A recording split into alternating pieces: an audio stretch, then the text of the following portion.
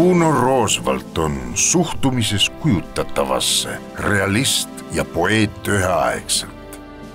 Näeme maalil nii kaluri kortsudesse kogutud elukogemust, tuule ja veega nahale pargitud meresoola, kui tuhandeid lugusid tormidest, saakidest ning merega üksi olemisest. Ometigi ei kujuta Roosvalt siin pelgalt kalurit, vaid eestlast kui rannarahvast laiemalt, tema üheaegset armastust ning sõltuvust merest.